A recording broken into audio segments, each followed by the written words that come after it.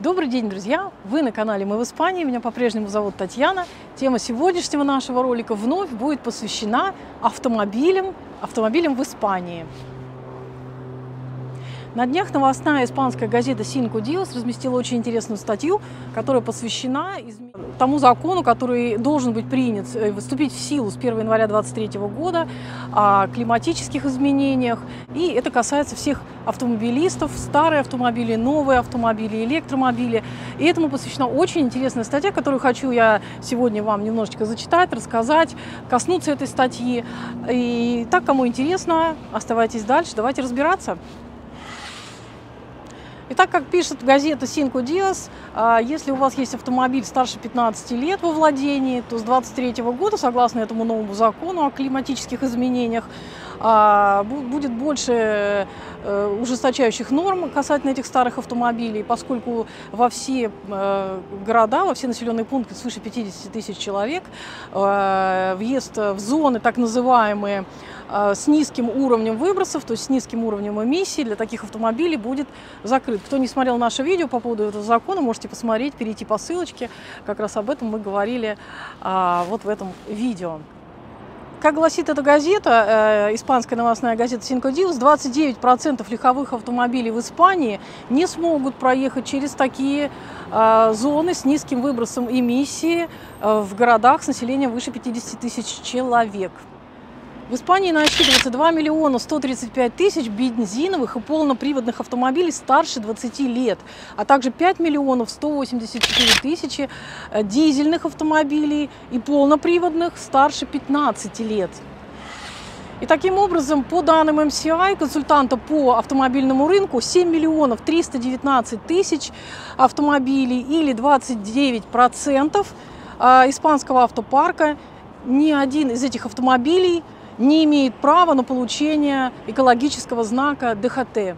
Таким образом, друзья, поездка по Испании на таких автомобилях превращается в настоящую гимнастику. Где-то нужно будет что-то объехать, где-то как-то провернуться, где-то смекалку включить. В общем, целые большие проблемы возникают для большого количества жителей.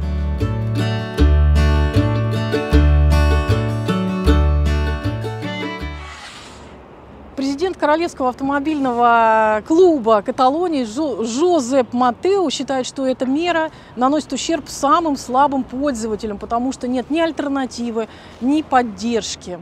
Далее газеты приводят различные истории, поскольку я понимаю, что в Барселоне и в Мадриде вот это правило уже действует, зон со сниженной эмиссией, поэтому есть уже и разные отзывы людей, которые там живут, и вот их истории приводит эта газета. Хочу вам несколько таких историй сейчас зачитать.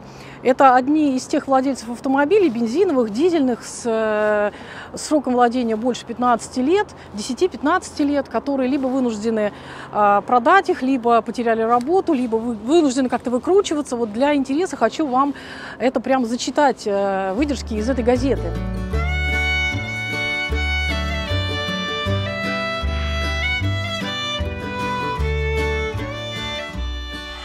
Хосе Луис Гарсия, владелец бизнеса по продаже классических автомобилей, вынужден отказаться от своего бизнеса.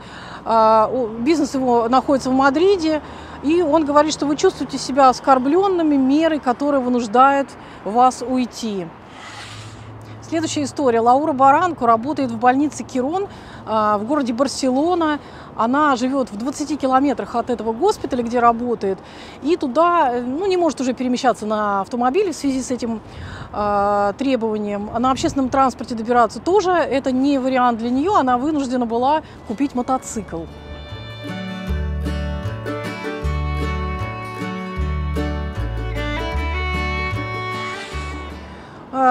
У Хосе Луиса Аюсо также есть проблемы в связи с этим.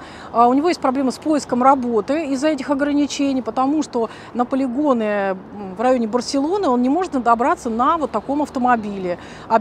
Соответственно, и купить автомобиль он не может, потому что у него нет дохода теперь.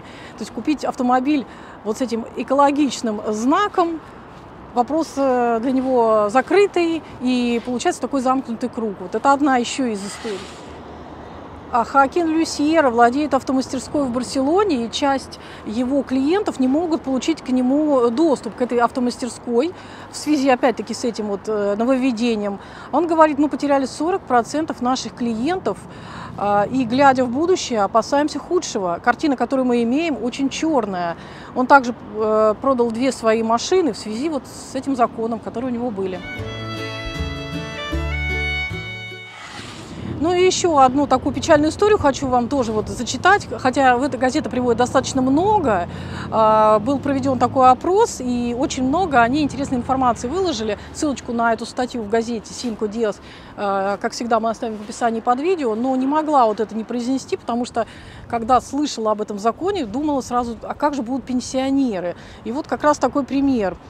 Анна Ракоза, пенсионерка, у которой дизельный автомобиль в хорошем еще состоянии, с пробегом 48 тысяч километров. И она жалуется на то, что теперь не может ездить в центр города, в школу, забирать своих внуков. То есть отвозить и забирать, помогать таким образом детям.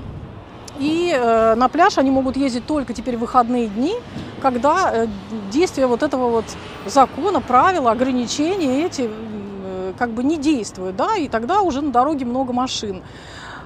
Жизнь, свобода передвижения ожесточили нас сейчас, когда мы могли бы быть намного спокойнее и счастливее, говорит Анна Ракоза. И также очень многие эксперты в этой газете приводят свои комментарии к тому, что вот старые машины, возможно, будут проданы, и, кстати, уже их продают из больших городов, продают в более маленькие населенные пункты, куда-то за город, в сельскую местность. Таким образом, в общем-то, в экологии не выигрывает нисколько, потому что будет просто передвижение, перемещение старого автопрома, и, говорят, будет 2 Испании, 1 новая в больших и крупных городах: Мадрид, Барселона, Валенсия, ну и другие города с численностью 50 тысяч и более населения, где будут новые автомобили, а все старенькие, все поедут в более сельскую местность, в пригороды, в маленькие городочки, в маленькие населенные пункты. В принципе, эта тенденция уже происходит потихонечку, и эксперты вот в этой статье, они как раз это утверждают и выражают свою обеспокоенность создавшейся ситуации. Посмотрим, друзья, как будет развиваться эта ситуация дальше, к чему все это приведет. Обязательно будем держать вас в курсе дела. Вы пишите свои комментарии, свои впечатления, как вы думаете, что вы думаете по этому поводу, какие у вас есть мысли по этому поводу.